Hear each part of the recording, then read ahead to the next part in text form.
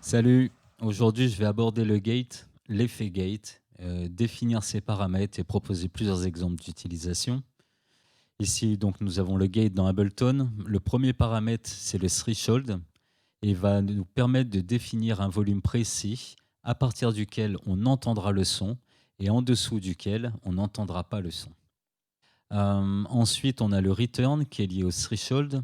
C'est-à-dire que sur un gate classique, ce même threshold va définir le moment d'ouverture et de fermeture du gate. Et lorsqu'on a ce paramètre return, il va nous permettre de définir un threshold différent pour la fermeture du gate, ce qui est utile dans le cas des sons longs où on ne veut pas que le gate se ferme de manière trop abrupte. Ensuite, on a le paramètre flip qui va nous permettre, une fois enclenché, d'entendre ce qu'on aura voulu retirer. Donc toujours important pour vérifier ce qu'on retire d'un signal lorsqu'on met un gate, ou alors pour des effets spéciaux, on verra tout à l'heure. Ensuite, nous avons le look ahead qui permet à ce gate de voir un peu en avance.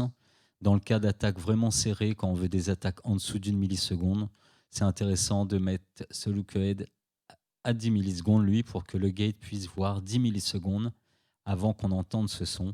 Et lui, du coup, pourra plus vite anticiper l'action qu'il aura à faire.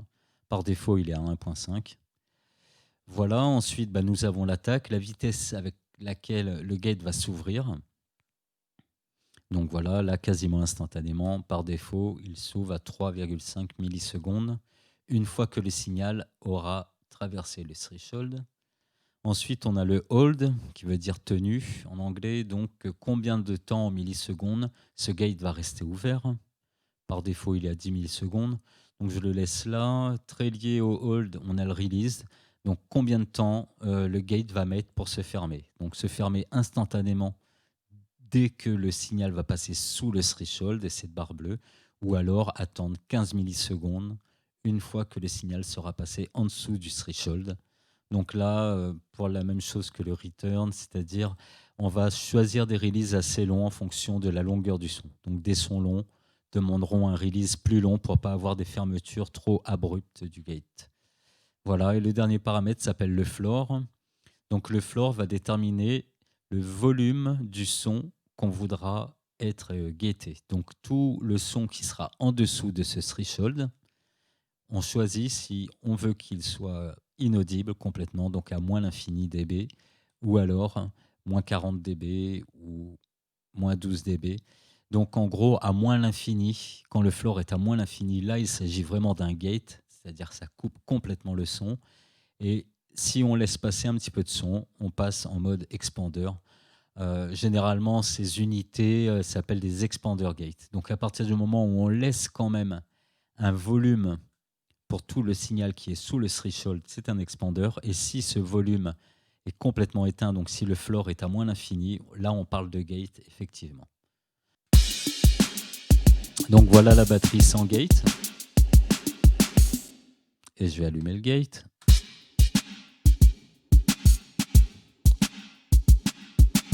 Donc voilà, je suis en train de dire à ce gate de laisser passer le signal qui dépasse les moins 12 dB et de couper le signal qui est en dessous. Donc comme je rappelais tout à l'heure, si le floor est à moins l'infini, là il sera effectivement coupé en dessous du threshold.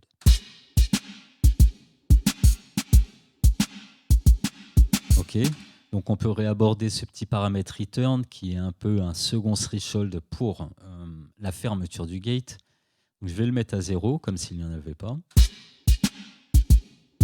Donc on se retrouve avec un son très séché, vraiment court en release, et je vais augmenter ce return.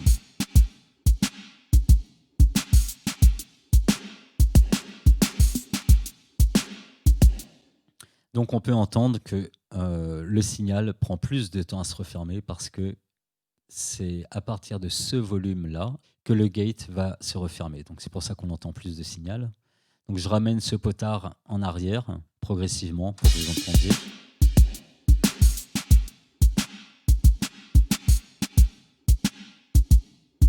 Voilà. Donc un double clic, on le remet en valeur par défaut. Ensuite, on va aborder le flip, toujours avec ce même exemple. Donc admettons que mon gate est réglé comme je veux. Je vais appuyer sur flip pour vérifier ce que je perds en fait, quoi, ce qui a été coupé.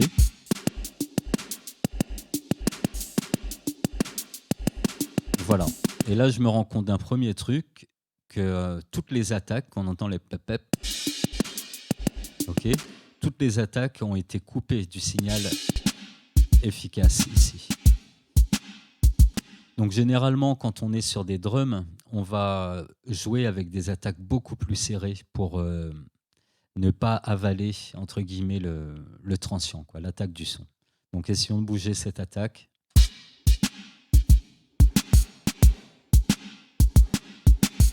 On entend nettement qu'on a maintenant le clic de chaque impact.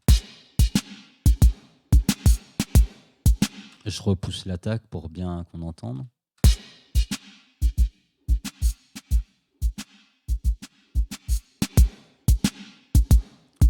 Ok. Donc pour tous les sons percussifs, mélodies percussives ou batterie, l'attaque assez serrée. Et comme je disais tout à l'heure, on peut toujours expérimenter avec plus de look-ahead pour voir si le gate anticipe ce qui arrive correctement. Et on remarque radicalement qu'à 0.02 ms, il nous donne encore plus d'attaque. Donc, il bouffe un peu moins le signal. On va vérifier ça en recliquant sur flip. Et on entend qu'on a quasiment plus de clics dans le flip. Et je vais remettre le look-ahead sur 0. Voilà tout ce qu'on perd quand le look-ahead est à 0, quoi. C'est-à-dire quand on ne laisse pas le temps au gate d'écouter le son avant que nous, on l'entende, il est obligé d'avaler, d'omettre l'attaque des sons parce qu'il ne peut pas aller assez rapidement pour gater le tout. Donc ce look-ahead est assez important, hein. Voilà. Donc pour les drums, pour louper aucune attaque, un gros look-ahead est l'attaque le plus serré. Maintenant, on va jouer avec le release. Ce qui ne change pas grand-chose. Ça change quand on le pousse vers la droite, forcément. Donc un truc à comprendre avec le release. Le release, il a une valeur en millisecondes qui va de 0.10 ms à 3 secondes. Et ce release, il apparaît après la longueur du son qui traverse ce threshold. D'accord ? Donc imaginons que ce son soit très long, d'environ 400 ms, et ben la valeur release sera 400 ms, 400 millisecondes, plus ces 15 secondes. Donc pourquoi je dis 400 ms ? C'est-à-dire que si mon threshold est tout en haut, en crête, voilà, en termes de durée de son qui traverse ce threshold, on est très très court, quoi. Je sais pas, à 30 ms, 50 ms. Mais si je vais chercher plus bas, forcément, on voit que ça fait comme des triangles, ces impacts de son. Donc, la durée où le son est au-delà du threshold est plus longue, donc plus longue dans le temps, quoi. Donc, c'est pour ça qu'il faut tenir compte de ça. Donc, ces millisecondes, généralement, on règle ça à l'oreille, mais c'était pour vous expliquer que ce release, il se passe après que le son passe sous le threshold. Par exemple, mon objectif serait pas de couper complètement ces hi-hats avec le gate, mais de faire qu'ils soient moins forts parce que j'ai une boucle de batterie où le hi-hat est trop fort par rapport au kick and snare. Donc je remets ça. Le gate est bypassé. Maintenant j'allume le gate et mon groove de hi-hat a trop disparu. Ce que je voulais, c'est qu'il soit un peu moins fort. Donc à ce moment-là, je vais dire au gate que tout ce qui est en dessous de ce threshold, donc le floor, je ne le veux pas à moins l'infini, mais un peu moins fort de ce qu'il y a au-dessus, quoi. Donc on va remonter le floor petit à petit jusqu'à avoir un volume de hi-hat acceptable, mais moins fort que l'original.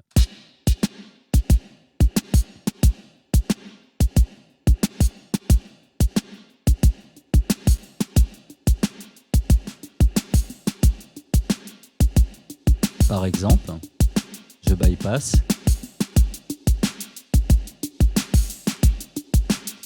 Donc voilà, on voit que sur une boucle où tout le monde est groupé, on a pu abaisser légèrement tout le volume du son qui est en dessous du threshold.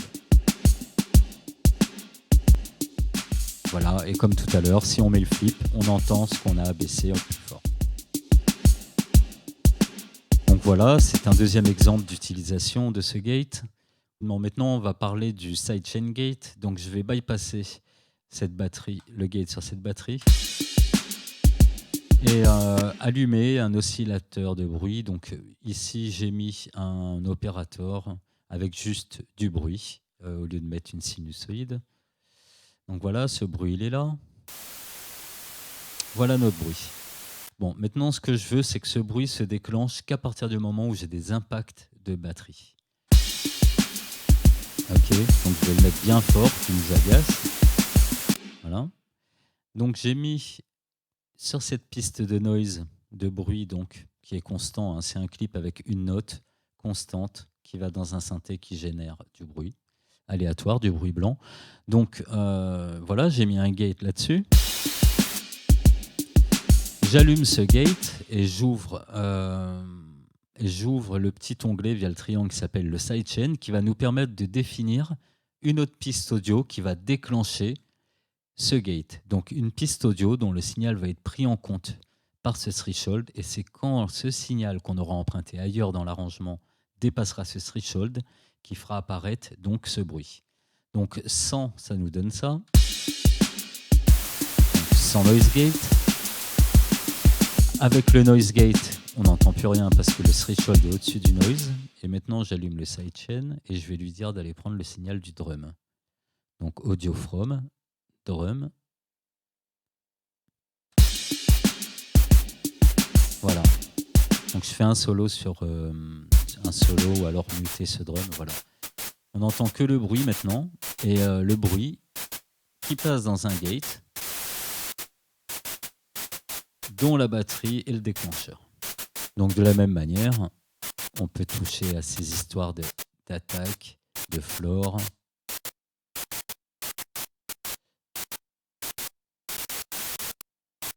Ok, je vais essayer d'avoir le plus bref possible. Et voilà.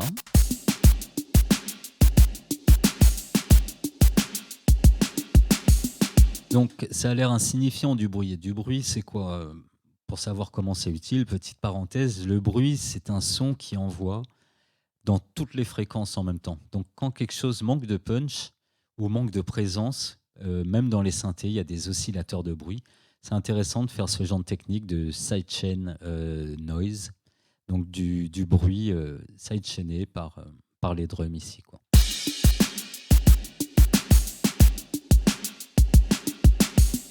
Donc je l'ai mis bien fort, hein, que ça soit évident, mais bien sûr après, hein, c'est au goût.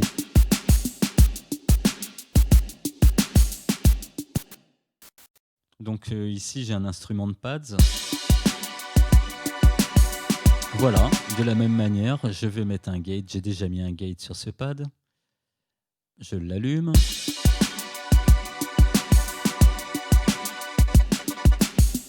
Donc pareil, je vais placer le threshold au-dessus du volume du son, ouvrir le sidechain et dire au sidechain d'aller récupérer le signal de batterie, donc drums, et c'est reparti.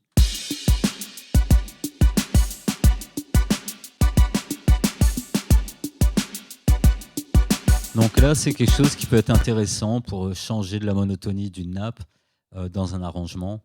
Le morceau pourrait commencer sans gate et à un moment, le gate se mettrait en route.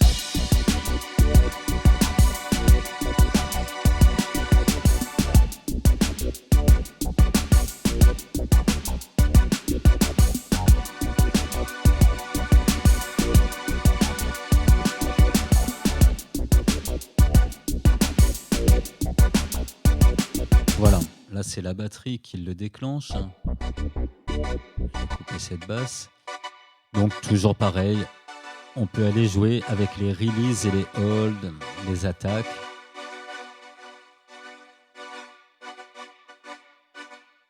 Par exemple. Voilà, et généralement vu que le son est tronqué, il paraît moins fort, même si en termes de volume c'est équivalent. Mais pour ce genre de technique, c'est toujours bien d'ajouter un petit peu de gain quand le son est gaté, en fait. Voilà. Et puis grouper ces deux effets dans un rack, ce qui permettra ensuite, si on veut automatiser le fait que ce gate s'allume et s'éteigne, voilà, le rack allumera et éteindra l'utility et le gate en même temps. Ok, donc c'était le premier exemple. Maintenant, on va parler d'un autre exemple, toujours avec les sidechain gates. Donc je vais l'expliquer sur les pads, peut-être sur la basse, prendre juste un ou deux exemples, mais bien sûr, faut imaginer que c'est applicable à tout en fait. Donc la prochaine technique, ça s'appelle Ghost Trigger. Donc ça veut dire que je vais avoir un son qu'on n'entend pas dans l'arrangement, donc qui ne va pas dans mon master, mais dont je peux récupérer le signal pour aller déclencher ce gate. Donc on va garder l'exemple des pads, voilà, qui tourne sans gate ici. Et je vais dire au gate d'aller chercher mon signal de Ghost Trigger. Alors qu'est-ce que mon signal de Ghost Trigger ? J'ai créé une piste MIDI avec un rack et un son de rimshot, tout simplement. Donc je vais le mettre en solo 2 minutes et demander à ce qu'on l'entende. Je vais vous expliquer ça après. Donc là, on va entendre que ce qui est dans le Ghost Trigger. Ok, j'ai deux partitions ici. Donc simplement des impacts qui vont déclencher ce son de rimshot.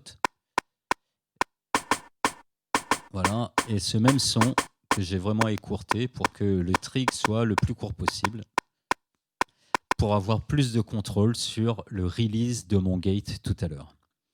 D'accord, donc ce Ghost Trigger, pour pas qu'on l'entende dans l'arrangement, même si ça serait sympa, ce que je vais faire, je vais mettre la sortie, au lieu qu'elle aille sur le master, je vais lui dire d'aller sur Send Only. Et sachant que je n'ai aucun send d'ouvert sur cet instrument, on va l'entendre nulle part. Ok ? On l'entend nulle part, mais via mes entrées sidechain de gate, là donc sur les pads, je vais pouvoir aller chercher ce signal. Donc je vais dans l'entrée sidechain et lui dire Ghost Trigger. Voilà. Donc me revoilà avec mon pads. On n'entend rien parce que même mon threshold est au-delà du volume de mon Ghost Trigger qu'on voit en gris foncé. On va descendre le threshold. Donc voilà, dans le même principe que le drum déclenche le gate pour créer une phrase transgate sur ces nappes, là, c'est un son qui n'est pas dans l'arrangement, mais rythmiquement qui fonctionne avec l'arrangement. Donc ça pourrait être une intro et ensuite aller automatiser, alors simplement en parenthèse, comment aller automatiser le fait que ce pad s'allume et s'éteigne. Je vais couper la basse.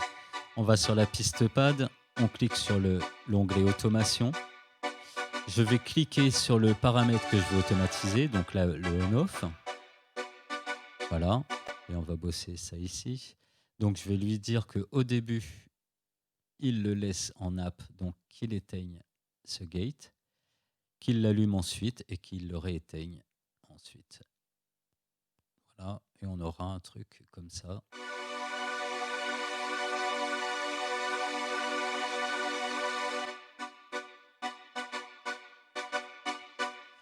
Ok, avec le reste de l'arrangement.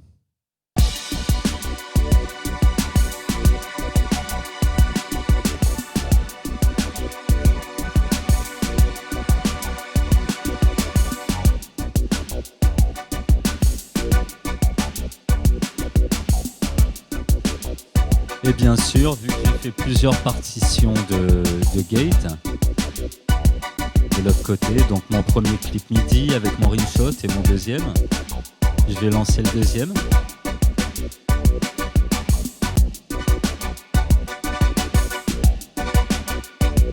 Voilà donc la deuxième partition, la première.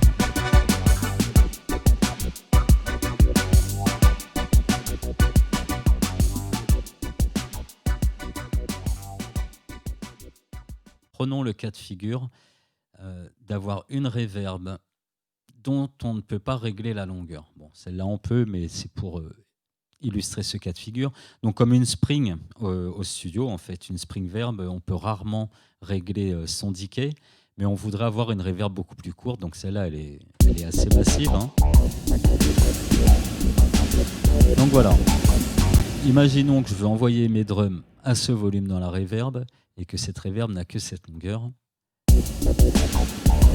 Forcément, ça noie le tout. Dans l'explication dans le monde réel, on a une spring qui est trop longue. On va mettre un gate derrière cette spring et régler pour qu'il raccourcisse le son de cette spring verb.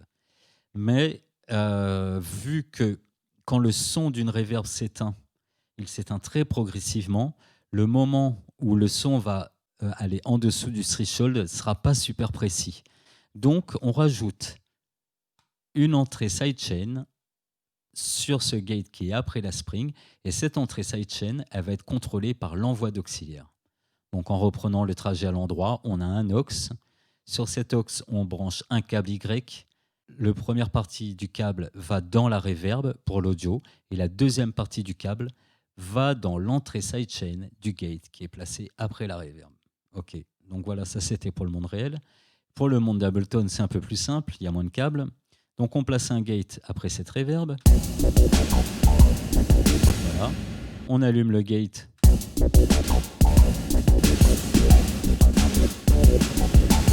Donc voilà ce qu'on a encore quand c'est la reverb elle-même qui déclenche ce gate, l'ouverture du gate. Donc on va allumer maintenant le sidechain. Et pour simuler ce cordon Y, on va dire de prendre le sidechain depuis la même piste, donc le return C, où j'ai ma reverb, en lui disant de le prendre en pré-FX. Donc je vais dans ma liste, je lui dis C, gate, voilà. De cette manière, le son qui va contrôler l'ouverture et la fermeture de ce gate ne sera pas la sortie de la reverb, mais le signal qui aura avant la reverb, donc pré-FX, comme inscrit ici. Et en résultat, on a ça.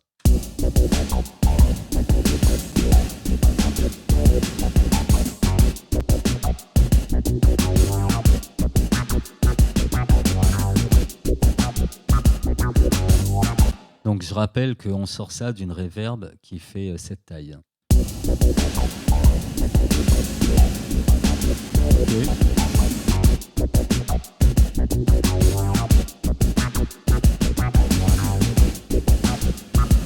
Donc voilà, c'est une petite astuce. On imagine une reverb ou un effet à longueur fixe. Donc ça va être le release de notre gate qui va déterminer la longueur.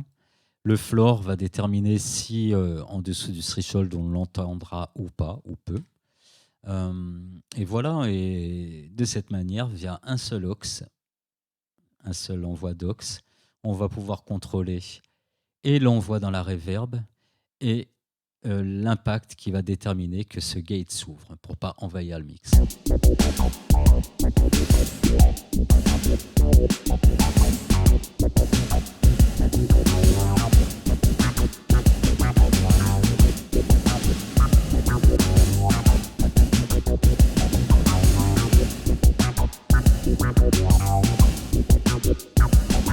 Voilà, là je le fais, il y a le gate tout le temps. Et je vais le faire une dernière fois sans le gate.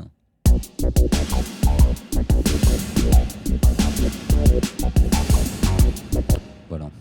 Bon, ça passe, mais imaginons que cette reverb fasse 33 secondes de longueur.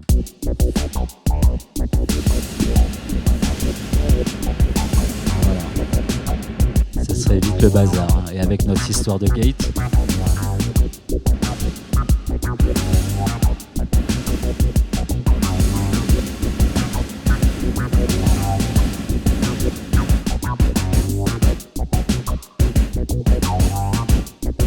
Bon, après, on peut sortir du territoire des reverbs et passer dans les effets spéciaux. Là, ça rejoint un petit peu notre histoire de noise déclenché par le sidechain.